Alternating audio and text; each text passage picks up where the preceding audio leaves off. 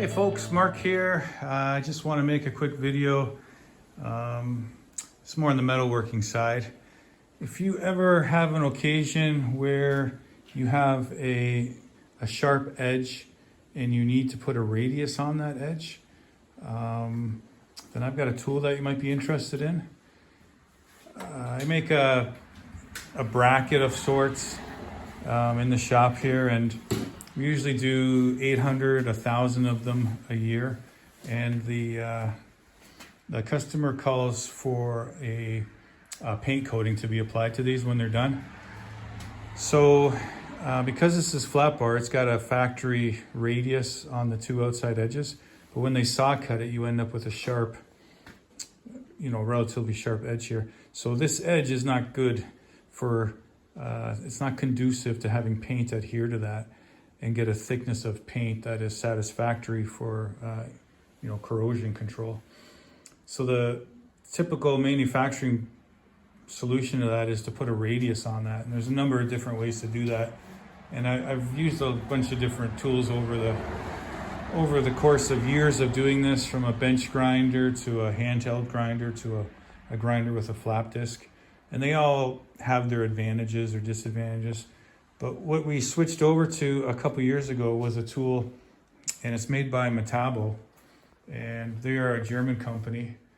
And what this is, it's kind of, well, it resembles an angle grinder, like a 4.5 inch angle grinder, and it is variable speed at the back here, so you can select your speed that you want. But what makes it different is this cutter head on it. And inside that head, there are two carbide inserts, and you can set the depth of this to how deep you want to put that radius on. Here's the example of the carbide inserts.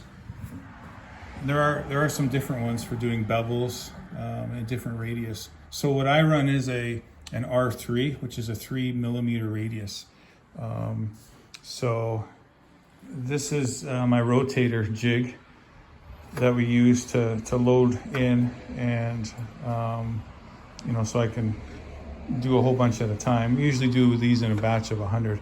I'll show you how that works. So what you end up with is a very nice 3 millimeter radius on your edges, which is ready for paint or powder coats. What I do in the shop here is I do a epoxy primer with a urethane top coat, and this works out great. So you always want to break a sharp edge when you're applying paint or a finish. If you don't break that sharp edge, the paint will just not adhere to that razor sharp 90-degree angle. So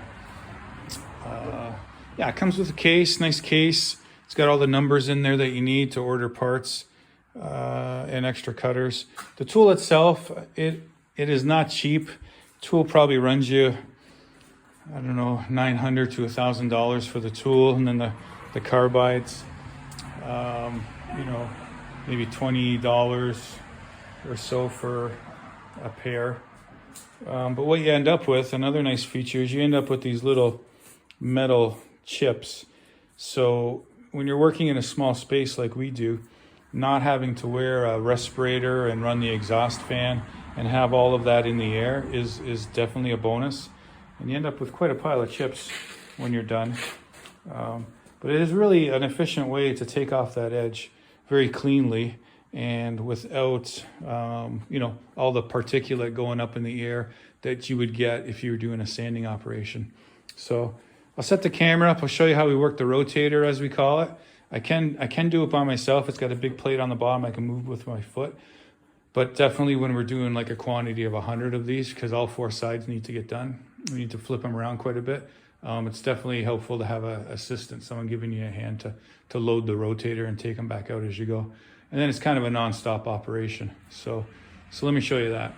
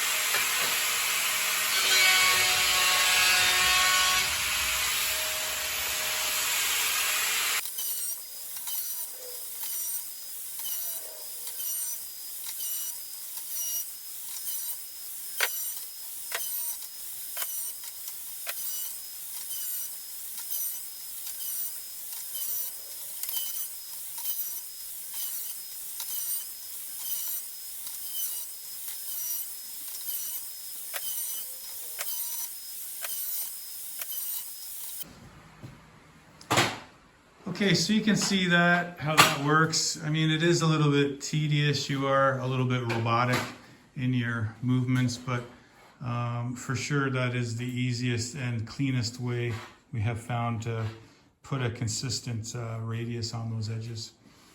What else can I say? I will probably in the future make a video about how I did my rotator. You know, it's a really inexpensive way if you have a small welding shop to make a positioner. And I do use this for quite a few things. These flat plates eventually will get some stainless steel threaded rod welded to them, and then they go to paint. We do also have to take off the sharp tips, like the corners, the four corners. So I usually do that on a bench grinder, and then we have like a disc sander just to smooth those over. And then the welding happens. Junior, building the Bruce, she does the positioning and tacking of the threaded rod. And then the old man here comes in and he does the final welding. And then Junior, she does the epoxy primer urethane top coat. And the customer wants them white. So it's a bright white finish when they're done. So really they turn out great. I've been building these for 20 years anyway, and you know, 800 to 1,000 a year. So I've pretty much handed it off to Junior now. It's her contract. I'm working for her as we speak. But it's a good one. It's helping to put some money away in the bank for her, and gives us a good chance to work together. That's the main thing. Yeah, so that's about it. So I will do something on the rotator. That's a pretty good build. And I just utilized my Miller portable welding table here to make it work, and a few other little add-ons. But that's really kind of the workhorse, that and the Metabo tool. So yeah, like I said, it wasn't an inexpensive tool, but comparatively, time-wise, and the other ways that we have to accomplish that goal, it's been good. We always get at least 200 of these plates done on a set of cutters. And remember, we're doing 4 edges, 4 6-inch edges on those out of a set of cutters. And then anything more than 200, I figure is a bonus. When we start to see some sparks and then I've got to push harder, you can tell the tool's working harder, then that's usually a good indicator of you know, when to change out the carbide. So yeah, that's about it for today. And we will get back to you on the next one. Have a great day. Thanks.